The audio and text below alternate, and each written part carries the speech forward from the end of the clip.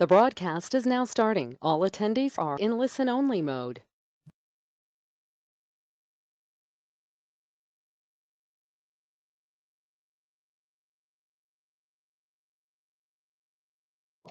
Hello, everyone. This is Cabria Tyler with the Water Environment Federation.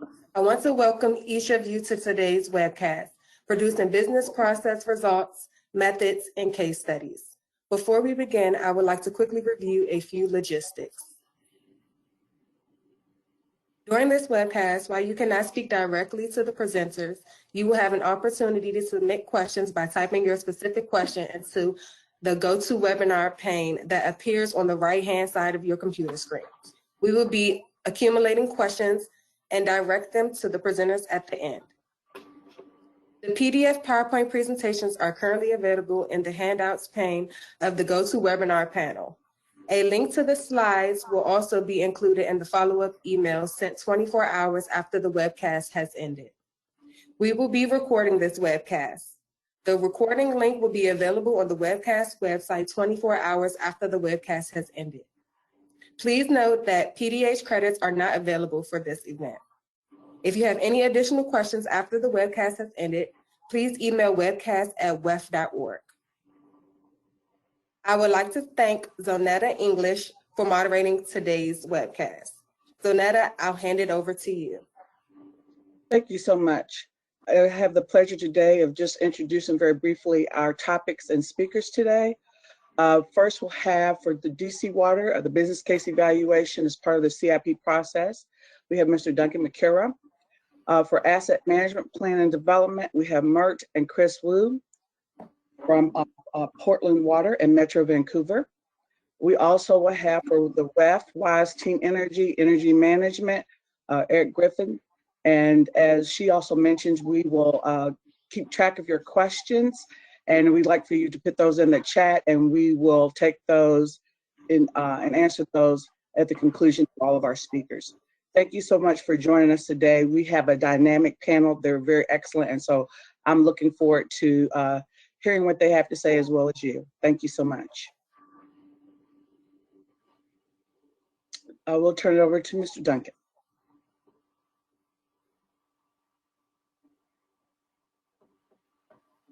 Yeah, can you give me control of the screen, please? Okay, there you go. Yeah, again, my name is Duncan McKerra. I'm with DC Water, engineering supervisor within engineering department. Today, we'll be presenting a business case evaluation as part of our CIP process. The BCE is part of our team CIP, which is highlighted here in red square. So we'll be presenting as part of this CIP. We have Mark, we'll talk about the team asset management, and today also we have Eric and Chris, we will be talking about energy management team. And in upcoming months, you'll hear from the other teams that are part of WISE. Now, CIP, as my slide, the title slide says, is the BCE is part of a CIP process. And you can see here, we have presented a very simplified CIP process. And BCE is for somewhere in the middle of this. One thing I want to mention here is BCE as part of a CIP is only when needed. Not all projects actually are required to have a BCE. And when we do BCE, we go through these four major steps. The development of opportunity statement and identifying stakeholders. We have we develop alternatives. We come up with financial and non-monetary analysis and determine the preferred alternative. The first thing first, let's just define, from our perspective, this is from this DC Water BCE guidance manual, how we define BCE. I'm not going to read verbatim that's written there, but there are a couple words I would like to highlight. Uniform and systematic evaluation of potential alternative, and the intent is to address specific opportunities and needs. And we have had BCE at DC Water since 2016, but it has been applied inconsistently throughout the organization. So we decided as part of UAM I think this is a good opportunity for us, not just to improve the BCE, but also to improve the CIP delivery process. So that's why we chose this as our case study as part of WISE. Why is BCE important to DC Water? There are many reasons, and these are just some of the reasons why BCE is important to us. But I'll just highlight a couple items, or a little bit more, a few items here. And one of them is to validate project needs. Some of these projects are in CIP for several years, and it's always good to go back and see whether that project is still valid. And another item I want to mention here is to document. There are a lot of people who know BCE, they know it in their head, they know how it's done, but it's not documented. So it's this process of improving documents not just the process themselves, but who are involved in development of BCE. And the last one item, the last bullet, I just wanted to highlight also why it's important to us. We have what we call DC Water Strategic Plan, which in other words, we call it Blueprint 2.0. We want to make sure some of the projects, if possible, align with our strategic plan. And what you see on your right in circles, those are the initiatives within the Blueprint 2.0 strategic plan. Those are, we call them imperatives. They are equitable, sustainable, resilient, reliable, and obvious health and safety. So we want to make sure some of the projects, if possible, align with our strategic plan. Now getting to UAM process wise, anytime you do a process improvement, we went through this process of you identify as is, then you get to conduct what we call to be, and then not necessarily a workshop, but you can document it. Then you do you prepare implementation plan, and then you implement that plan. At DC Water, at this stage, we are at implementation plan, where in fact last week we conducted 3 training sessions across DC Water for BCE. Each session was 4 hours, and over 100 DC Water employees participated. And what's going to come out of that? There was feedback, will be knowledge-based that we'll upload in WISE portal, and includes business processes, artifacts, and case studies. So we are going by this business process model, and that's what those are the steps. And I think my other presenters, you might be able to see this again, the essays to be an implementation plan. But that's a process that we have gone through, and now we are at this stage of implementation. And speaking of business process model, I just wanted to bring up a couple of things that are consistent with it. It provides transparency, internal to internal and external stakeholders. It identifies who does what and when, with concept of swim lanes, and there are inputs and outputs in each stage. So what you see after that, what you see is here, the intent of this is not for you to read, to be able to see specific what is written in this, but it highlights what, not just the swim lanes, it also highlights the who are involved and how they are involved. To your left, you see in green the departments that are involved, and you can see how they interact with each other. But today we'll pay attention to the slide, to the area that you see in the blue square, which is CIP prioritization, and I will expand on that with this process diagram. As you can see, this process diagram of CIP prioritization, there are inputs and there are outputs. And each process, each one of those squares that you see, most of them have an input in them and there is an output in them. And one thing I want to highlight, anytime you see this plus sign, that means there are sub-processes within it. And one of them is, and I'll go to the next slide, you can see BCE was, there was a square for it in the previous, and you can see here we have expanded, and within BCE itself, there are several processes, and I had highlighted these at the beginning, the opportunity, the development of alternatives, the analysis, and the selection. But each one of these major sub steps or components has its own process. So you have, again, you have output, you have decision processes that you make within your process. And it's very important to have this type of, these swim lanes you come up with, you identify who is involved, and then within that, I would just highlight one of the processes within the BCE itself, develop opportunity statement and need statement and identify stakeholders. And this is where, again, you can see their input, their outputs, like the output of this would be list of the stakeholders. And in some of these processes, sub-process, the output of one process is an input of another. But as we mentioned, you can do these processes without what we call artifacts. These were the ones that were the guidance in how you improve the process or how you identify to be processed. So within DC Water, these are the artifacts that we have used. Some are documents. We have BCE2, which what you see there, there's an Excel macro-based Excel applications. There's a decision tool, there's the actual BCE2, and their process diagrams. And these artifacts, and I'm going to mention them in terms of how we improve them when we prepared as is and to be. And this is just one page of the BCE2 itself.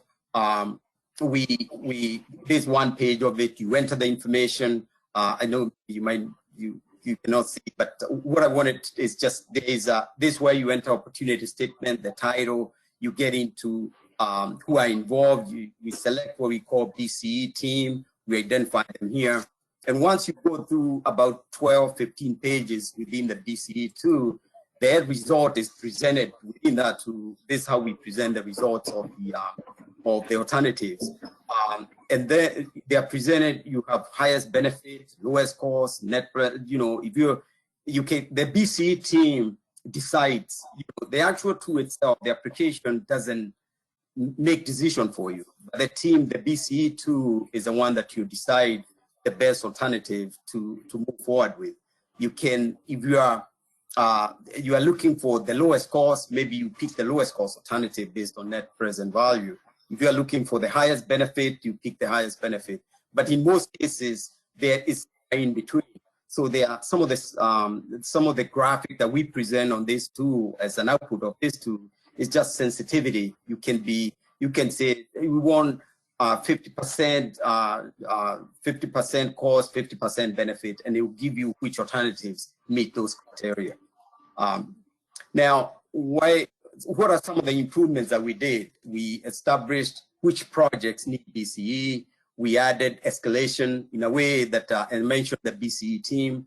In the event they don't agree with each other on the alternative, they can escalate to somebody else.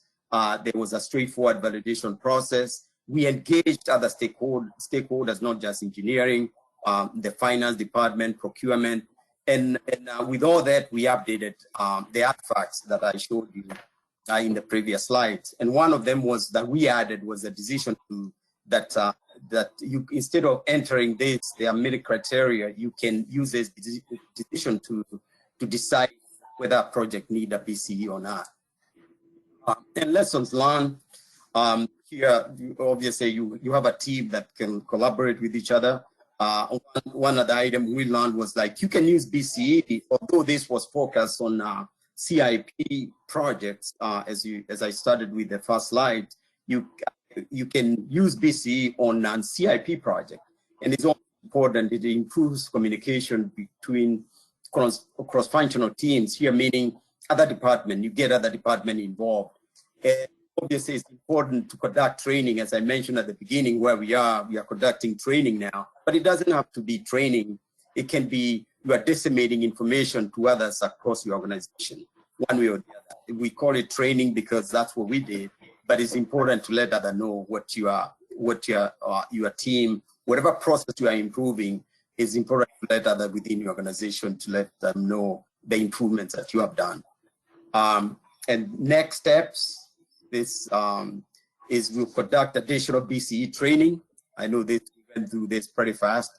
10 minutes is almost not enough for the work we have done for a couple of years, but we'll conduct additional BCE training. We will promote the use of BCE artifacts that I showed you in the previous slides. And also, bullet number 3 here is important to us. We use a lot of Power BI tools. We use this in our asset management, extracting data from that we're using Power BI with our PCS. So we'll continue to do that. We'll be using Power BI to extract data on completed DCEs in a way like the cost data and other data that's there. We can extract and create easy to use dashboards for anybody else in future who want to use this BCE. And again, we'll try to use this BCE process, not just for CIP projects, but other projects like IT, maintenance, and pilot projects. And again, we'll be updating artifacts as needed. With that, I think that was pretty quick, but it's only 10 minutes. We had to do what, that's what I had, and I want to thank you for it. Opportunity.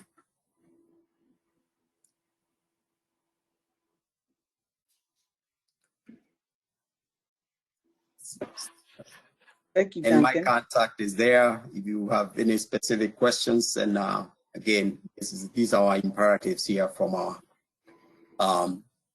strategic plan, DC Water strategic plan. That's all I had, Zanetta. Oh, go ahead. I would like to go ahead and go with our next speakers, which is Mert Meffengill and Chris Boo. Thank you. All right, thank you, Zanetta. Sounds good. And I'm just going to wait for the controls to transfer to me, and I can do an introduction, and then Chris can follow with an introduction. I have a few slides, and then Chris will end it. So my name is Mert. Welcome, everybody. Good morning, good afternoon, depending on where you're calling from. I'm an engineer with the asset management branch for Portland Water, and I've been in the doing the asset management business, if you will, since about the summer of 2007. So I've sort of in it for a while, and we are going to talk about the next step, and hopefully the controls are coming, which is the development of the business process workflow development specifically for asset management plans. So we'll touch that. Okay. I'm clicking, hopefully I'll get the controls soon to move forward.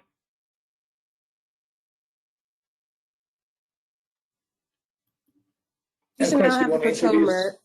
Oh, thank you. Chris, do you want to introduce yourself in the meantime? Yeah, sure. Thanks, Mert, and thanks, Jonetta and other panelists and everyone who joined the call. My name is Chris Wu. I'm a lead senior engineer from Metro Vancouver. I'm a representative from Canada. So Vancouver is located just above Seattle, but we are a regional utility providing services to 23 municipal jurisdictions in the area. So I am part of the Integrated Asset Management Group to look after, strategies and system side of the asset management. So I'm very excited to share some of the experience that we gained from the UAIM as well as WISE. And also some of the examples that Metro Vancouver has gained through this exercise with you. So thank you. Thank you, Chris. And next to Chris, this extremely professional looking photo. I used a relatively goofy one, but I am holding the IIM manual, which I think is appropriate for the development of asset management plans. Anyway, so let's start. So I'm gonna briefly skip over some of the items Duncan already covered in a little bit more detail. So I just wanted to just orient where we are. So we are part of Team Assets. So this group on the upper right covers asset management plan development as well as asset risk, enterprise risk management related issues. You can see there's a whole lot of other teams sort of working simultaneously in this initiative. So oops. I have to be gentle with my mouse here. All right. So Duncan covered this in good detail, but we have this three-step process where we start documenting the current, also known as is, way of doing business. We get together as a bunch of utility partners as part of this program, and then we identify improvements to that as is process. And then we come out with a to-be process, or basically designed improvements, showing the final workflow, recommended generic final workflow that utilities then can take on and modify to their needs and then implement. So we've been doing asset management since middle of 2000s in this organization, well before I joined. That's why we have our set of guideline texts, we have our table of contents for developing asset management plans, and we have a standard template. What we didn't really have was a workflow that kind of made that process, maybe a little bit straightforward, a little bit easier to follow and understand. Maybe even use as an onboarding exercise when we get new employees, or we interact with other groups that actually help us develop an asset management plan. So one of the immediate advantages of this work was that we were able to just sit down and actually put our thoughts on paper and develop what you see on the screen. Now, I don't expect you to read all these steps. Just know that it follows the IIMM International Infrastructure Management Manual guidelines around EPA's 5 core questions, 10-step process, asset management plan development approach. So you'll see things like risk assessment, replacement value generation, setting levels of service, and so forth. Divided around 2 swim lanes. Initially, at the top, we have the asset management branch. So that's the team that I work in. There are some activities that that team is responsible of doing. They're identified there. And then at the bottom, we have an asset management plan project team, where we actually recruit subject matter experts from different work groups that happen to be working, that happen to be experts in those specific assets that we are developing an asset management plan for. That all said, one thing you may notice looking at this is that it's basically just a bunch of sequential events, some boxes. There is no boxes with a little plus sign that identifies stuff that we want to look into. This is like one-dimensional, the way we had it initially as is. And among the team that worked on this, I would say we were relatively, advanced, relatively speaking, on asset management plan development. So we started with the Portland Water Bureau asset management plan development as is, and this was like a few years back. This was the basis, and then the utilities came together and developed the to-be over a few sort of in-person and webinar meetings that gave us what you see on the screen. Again, I don't expect you to read it, but a couple of things to note. There's a new swim lane, which identifies specifically activities associated with that executive body that sign off on the final document and setting some directions and basically executive tasks. For us, that's our asset management steering committee. Other utilities may have something similar. So that was the first major change you may notice. Another change you may notice is that there's a little bit more consistent formatting going on now. And that's because we basically utilized the PMN, Business Process Model and Notation 2.0 setup. All the participating utilities are using it so that we have a standard that we can exchange information and open in a lot of the software available for these as well. So a couple of things to note here. First of all, you'll notice some boxes that are single activity on the lower left, and then most of the boxes actually are identified having specific sub-processes in them. There is a lot more to them when it comes to executing them. So we basically have identified what those are and displayed them with a little plus sign. Over time, the idea is that we would actually develop even more specific business process workflows to get those done. We've picked up a few examples, and Chris will cover those actually in this part of the presentation. But that kind of helps us sort of set the story. Another thing that we do and we identify as we talk about these processes and sub-processes, again, it's a great opportunity to realize all the connections that you have in your own organization, and what really is like where the information is stored and who does what to actually complete one of these documents. And that is identifying the systems and or the data basically that supports each of these processes, so that later on when you're doing even a confidence level rating on your document, you can actually use the confidence level rating of your data and processes to help you guide, hey, I'm about 80% confident in these projections, so forth. All right, so I think that was my last slide, so I'm going to pass it over to Chris. Chris, I'm happy to move on to the next slide. Yeah, maybe that will work more smoothly. So yeah, thanks, Mert, for those first few slides. So as Mert explained in the earlier slides, the to-be process for asset management plan development had many sub-processes. So we identified some of the potential topics that are related to these sub-processes, so that we can do a sort of a deeper dive on in a collaborative setting. So we reviewed, I think there are about 12 topics in the back sort of figures there, and we voted for the top ranked topics based on the user opinions, the utility opinions. So the three topics are the digital asset management plan, very left-hand side. That's for the asset management plan driven by live data accessible from our systems. The second topic was life cycle modeling and life cycle cost for whole life cycle cost of an asset, and really the intervention points based on how much money we're spending on certain asset compared to what's the cost to replace them. And then lastly, the asset criticality and other prioritization method. And this is really that risk-based modeling and decision-making process. Next slide. Right, clicked. Here we go. Thank you. So in a series of focused workshops, we did a deeper dive on these topics. So in a more interactive sort of this mirror settings, all the participating utilities made their contributions in terms of what challenges do we see in these three topic areas, what benefits we're expected to gain, and also what are some of the current practices that each utilities can share with the group. So this was a very meaningful exercise because we knew that these three topics were sort of the high interest topics, but we didn't know real sort of the crux of these topics, and this sort of interactive sessions helped us to identify some of the important aspects of these areas. Next slide. So to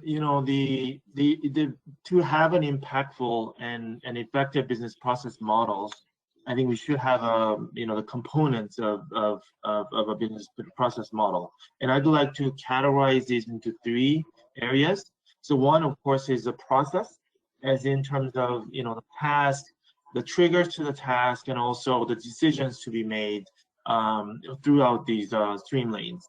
And also people, like we want to identify what people and work groups should be responsible for sort of which tasks in terms of stream lanes, as you saw from the to-be process from Mert and as Duncan. And lastly, the technology. We want to make sure how the data flows between the enterprise systems and how each sort of recipient task can use that data to create output of the task. So next slide. So we only have 10 minutes, so I want to wrap up pretty quick. But this is our concluding slide to explain and sort of the benefits that we gain from participating in this exercise. So first of all, the exchange of ideas. I mean, this is probably to me is the biggest benefit that Metro Vancouver has experienced is knowing these sort of motivated and committed utilities and personnel. We were able to connect them not just through these formal workshops and conference settings, but also we were able to set up individual sort of calls and information exchange around capital planning, risk assessments, and others, and that really helped us sort of seeing and viewing and reviewing these leading practices from all around the world. That was a big benefit. In-depth examinations of important topics and business areas, of course, is sort of, we had an existing process for asset management plan development, but this process helped us validate some of the processes, but also discover new sub-processes that we didn't have in our process, which was a big win. And last but not least, around the access to the knowledge base. Of course, the artifacts from the participating utilities around the process that I already implemented and gained benefits from their utilities. That's a big win there. And then lastly, more of a standard setting in terms of how to document and setting up metrics around business process. So based on this experience, Metro Vancouver developed e-learning modules around BPMN 2.0, so business process modeling and notation, that we can share with other utilities if they're interested.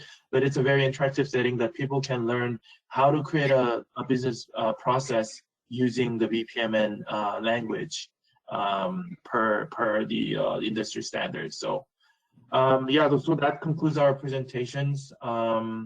So yeah, thank you for listening in. Thank you, Chris and Mert, for giving your presentation on asset management.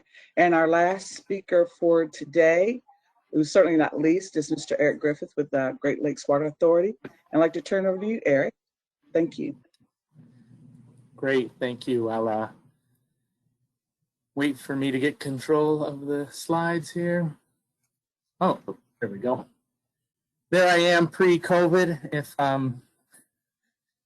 things have changed in the last 2 years for a lot of people, including how I look, but I'm the Energy Program Manager for the Great Lakes Water Authority. The Great Lakes Water Authority serves the Detroit region, and I'll be talking about the energy team energy. So a little bit about Great Lakes. We're a wholesaler for water and wastewater services. We're one of the largest electrical customers for Detroit Edison, our regional electrical provider, which means we spend over $40 million annually on our electrical services. So around the sector, you know, it's typical to be between 15 to 25% of your O&M costs on energy. So energy is a very important thing to all of us in the water and wastewater world, but it also is a little neglected at times. So our system, we have 5 water treatment plants serving 3.8 million people. On the wastewater side, we have 1 wastewater recovery facility, one of the largest in the country.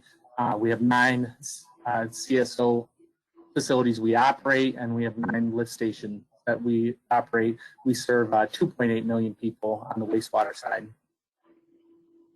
And so Team Energy was not in the UAIM project. So this is a newer initiative. We kicked off with the WISE project in September. So we're really at a whole different perspective than the Team CIP and Team Assets. We're at the beginning, and it's great to see the work that Chris and Duncan and Mert have done to build those business processes. We're right at the infancy of these business processes in Team Energy. So, so if you're not familiar with the business process modeling, or if you're in the energy related realm of your utility, we would love to have people jump aboard our Team Energy and learn with us as we develop our energy management business process models. And we've had a very active group. We're meeting every 2 weeks right now. Here's some of the organizations, but there's more. We have Louisville, Metro Vancouver, DC Water, WSSC, Portland, Denver, Minnesota. So the group's been really great, very engaged, very collaborative. And I think we're learning a lot from each other at this point because, as I mentioned, energy is a huge cost to our sector. But in most of these cases, the utilities are dealing with small teams that are dealing with a lot of challenges. So here at Great Lakes, I will be welcoming in a new teammate next couple of weeks, but I am the only energy manager, and we have over 40 facilities and that $40 million. So there's a lot driving, you know, there's a lot of data, there's a lot of things, but everybody's kind of leading their own road and trailblazing. So what we've done over the past few months has been sharing a lot of information. I started out by showing some of the things I'm doing.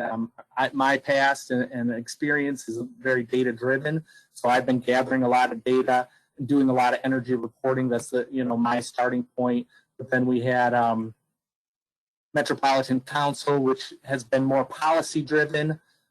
They shared a lot of great information, what they're doing with their energy plan. And then we had Portland and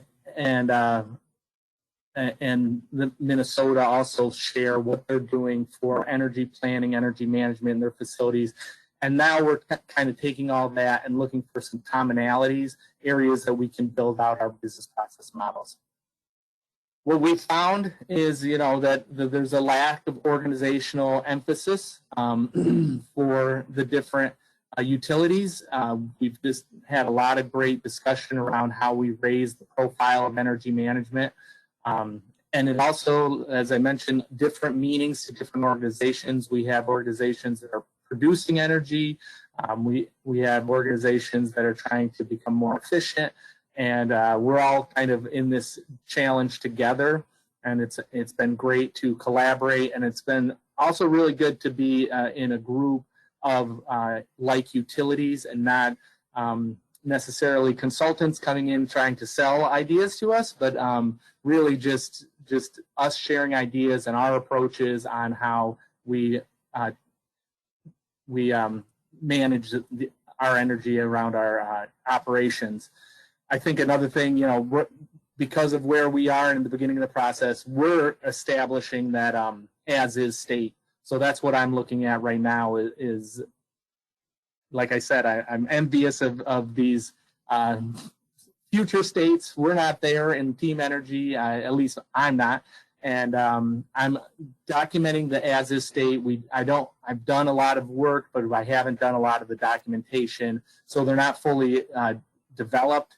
The swim lanes, the responsibilities aren't really fully developed. So that's where we're focusing right now.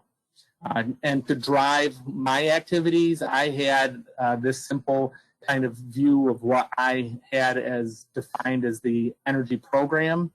With the leadership of the project team, we kind of converted this into not just activities. This was an activity-based diagram, but we kind of shifted it to a goal tree. So what are we really trying to accomplish with the energy plan?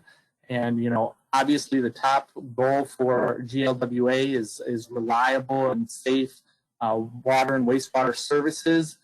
To achieve those goals, we want to be, we need to be reliable, we need to be energy efficient, and we identified some KPIs around those goals. And, the goal tree kind of can feed into a business process model where you start to have the smaller goals are kind of the start of the process, and they help you achieve the larger goals on the right-hand side of the business process model.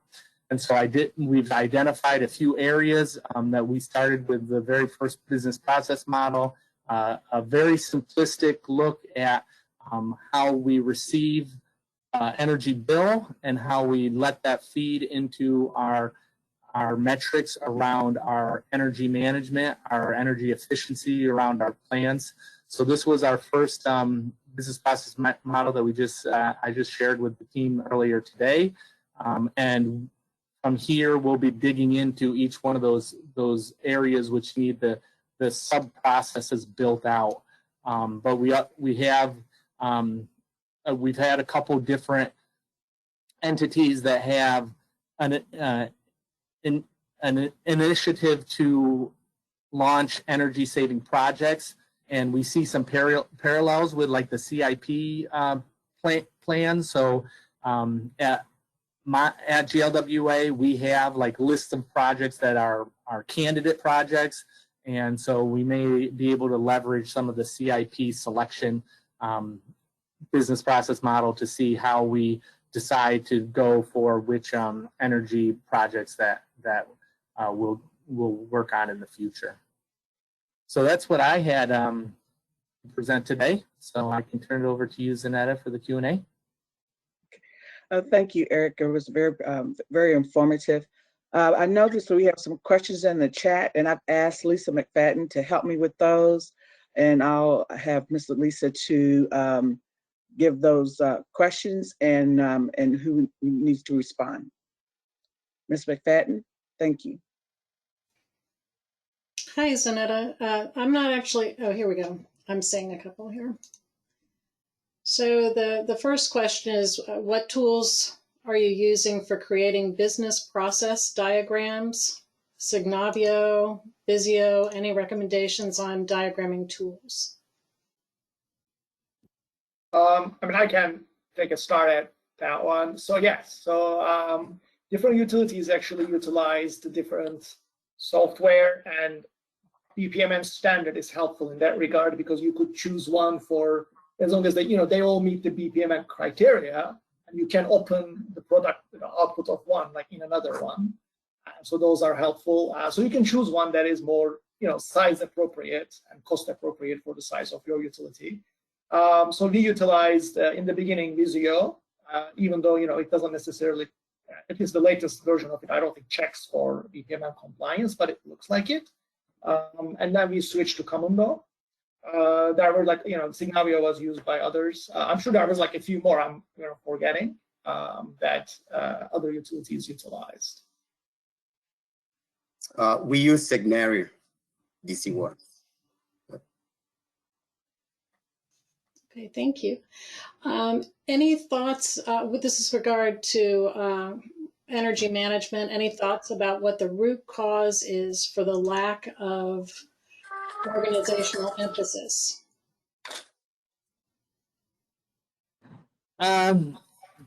A root cause, probably I don't know what the root cause of it is, but I think because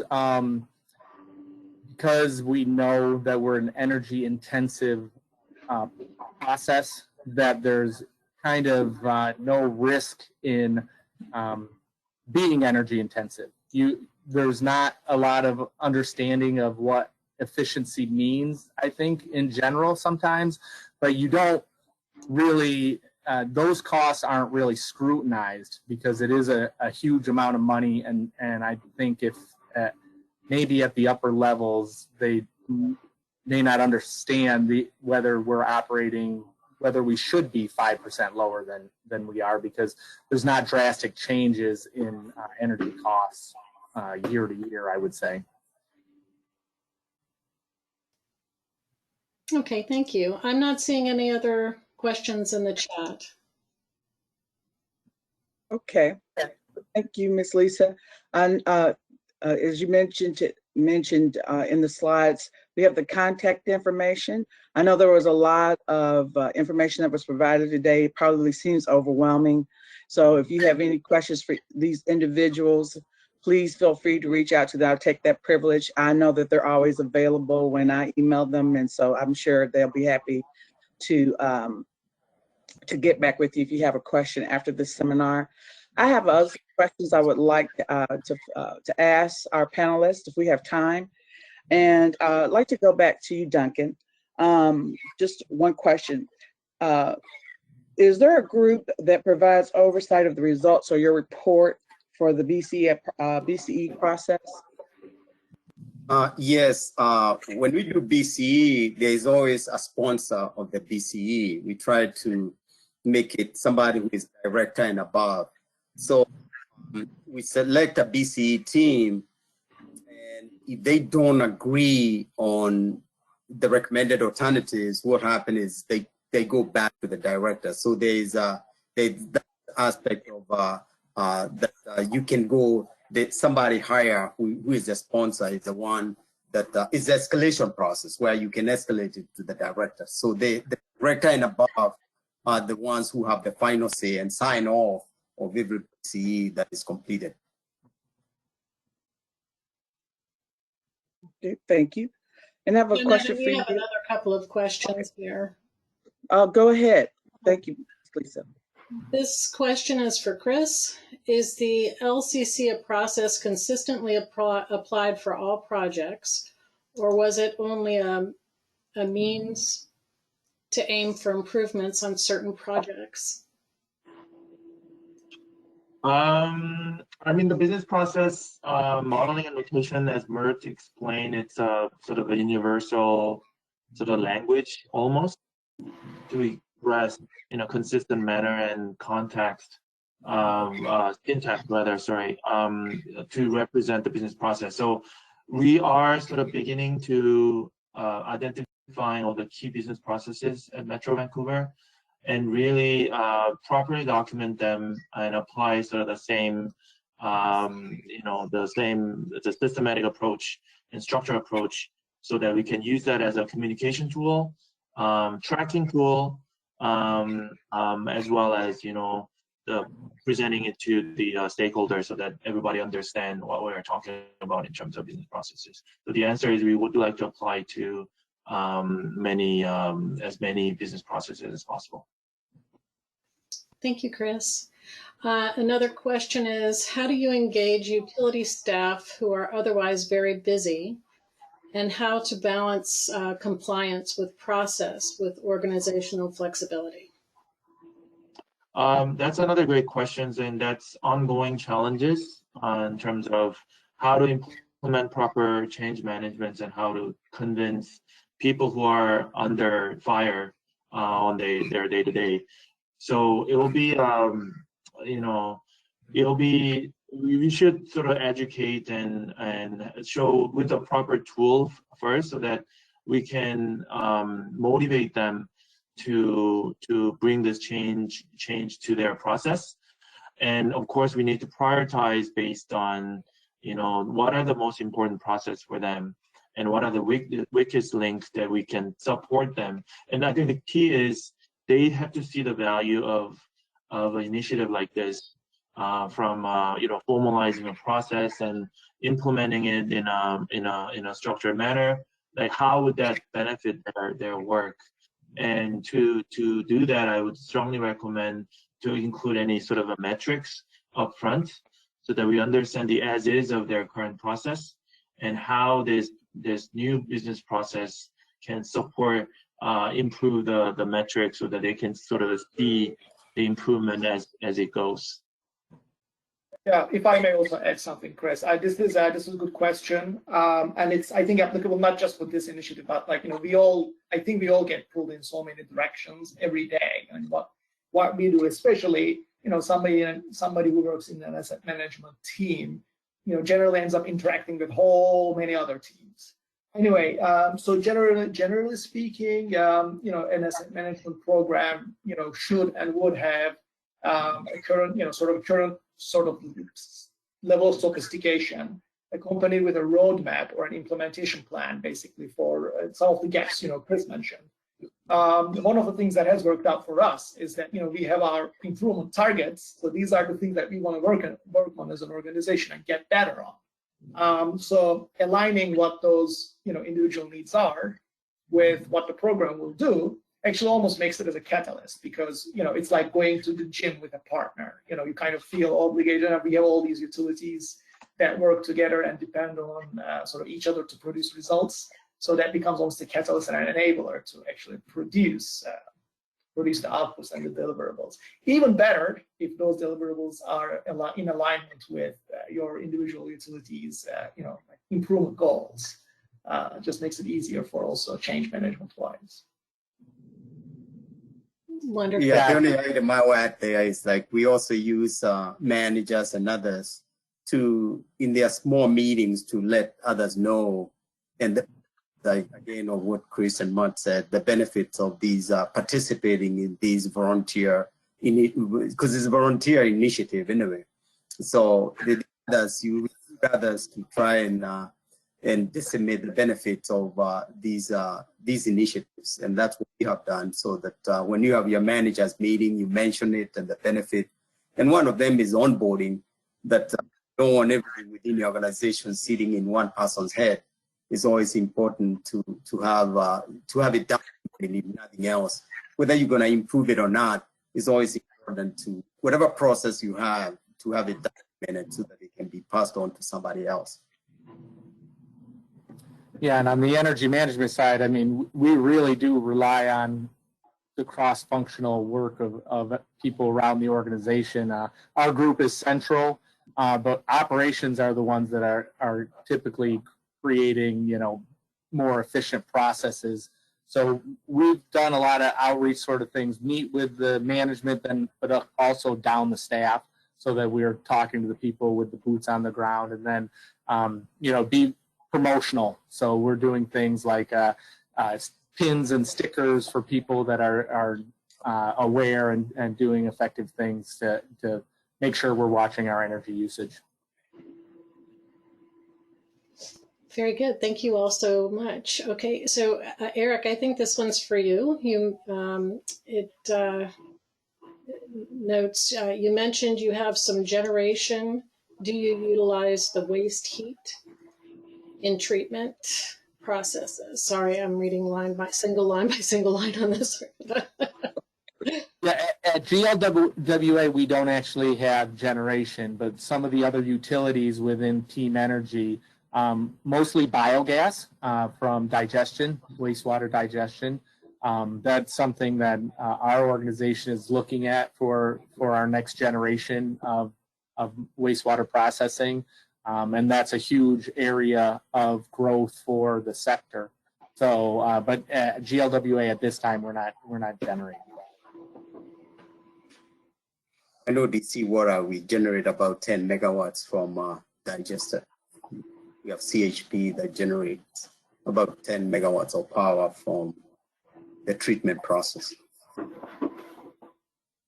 Yeah, we do have a few initiatives to reuse those energies, residual heat and biogas, and even hydro liquefaction, basically creating a bio crude, which is at a sort of the bench scale level at this moment. But if we can realize the benefit from these initiatives, it will be sort of the big win for the climate target that we have.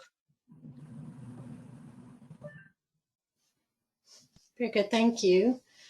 The next question is, how do you ensure that new processes are being adhered to?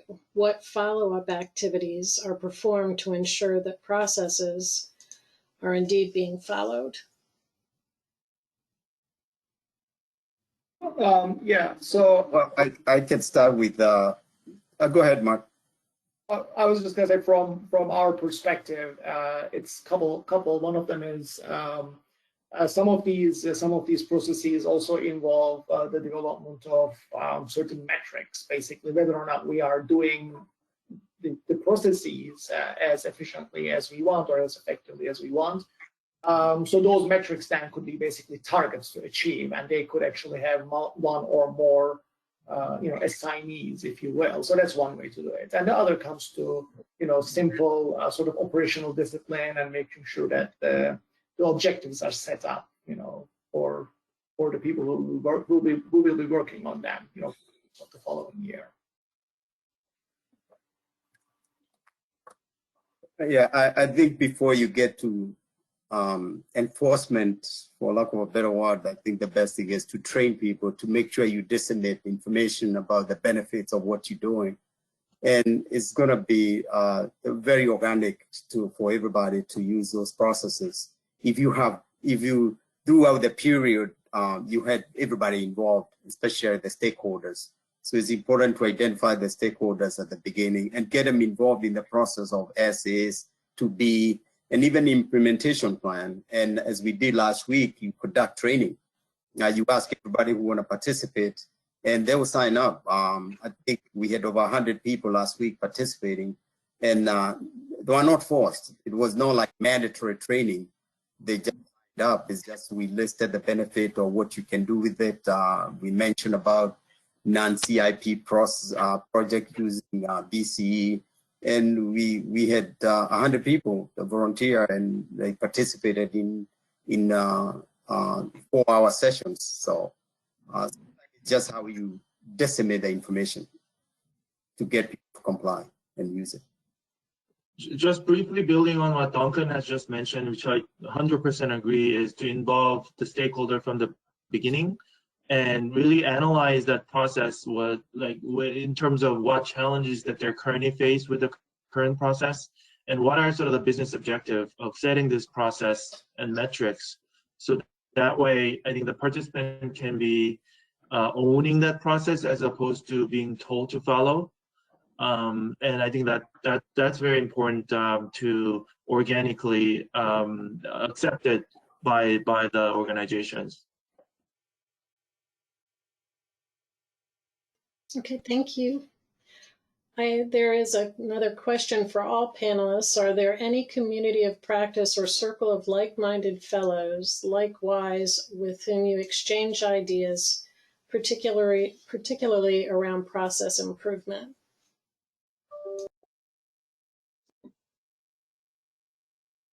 Eric? I would recommend. Oh, go ahead. I feel like that's what we're creating with our team energy as far as outside of our outside of the organization. We've had a lot of great discussions about what is going on at other utilities. Internally, we kind of handle those with the process experts within the different areas, but we've engaged in a few different things like this WISE program where we get to collaborate with other utilities and find out what's going on around the country in our sector. In our case, depending on the project on BCE, you can bring in external stakeholders like the community. Let's say you are building a pumping station in a community somewhere. You can bring in just to get their opinion on, especially for non-monetary criteria factors, just to tell us how the new pump station or new facility will affect the community. So we can somehow accommodate their needs and desires within the BCE concept.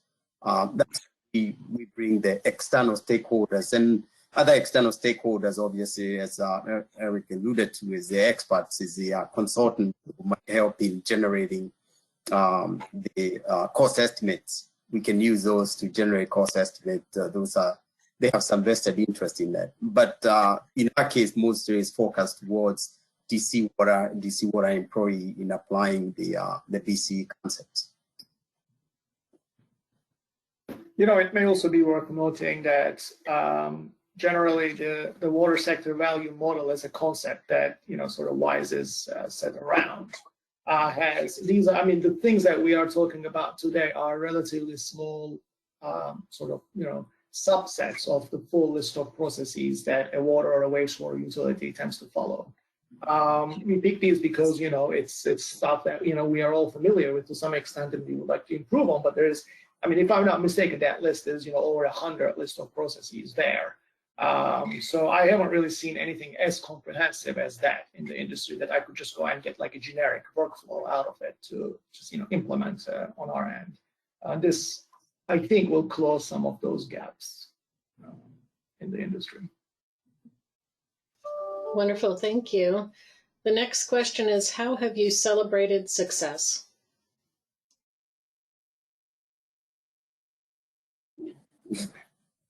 By getting people to participate, like as I mentioned, having just the core team of 10 or 12 people know what we've been doing, putting the information out there and getting others to respond. That's how that's what we call success. We haven't had champagne yet, but yeah. I wish you know, Hawaii offsite was parts for celebrating success, for successful completion of the workflows. But yeah, I know that is a relatively fundamental element of sort of proper change management. But yeah, I don't think I can say, you know, that's something we have embraced fully at the moment. Yeah, like I mentioned with our stickers and pins, that's something that we're just doing right now. And last year we had a very successful year of energy rebates. And obviously that takes a lot of effort from our staff that are at different facilities. They had to provide a lot of information of work they've done, lighting changes, things like that. And you know, we had more rebates than we had in the previous 4 years combined. So now we're doing these, you know, stickers and pins, sending them a certificate, asking them to send in a selfie, and then we have our Waterworks magazine that comes out every quarter, and we're going to have, you know, photographs in there, and just, you know, show that people are making those efforts out in the organization, and hopefully, you know, that encourages people to continue to try to make those improvements. Yeah, I mean, I want to go back to the metrics and KPIs that we need to set up for every process, and that will allow us to track the progress and success of certain business process. So I mean, we have, similar to other utilities, we haven't, formally celebrate any business processes yet, but hopefully in the next year or two, we can have that moment and share the experience with others.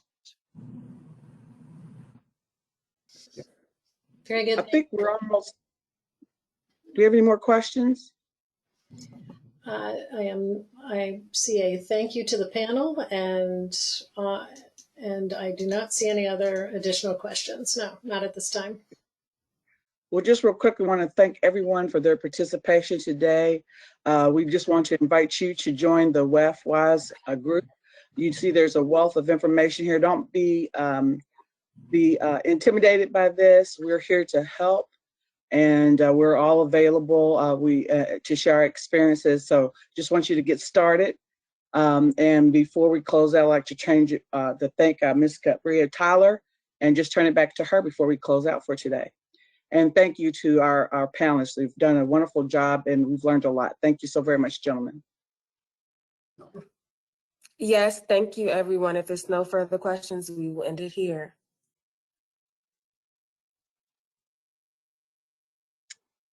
Thank you. Thank you. Thank you.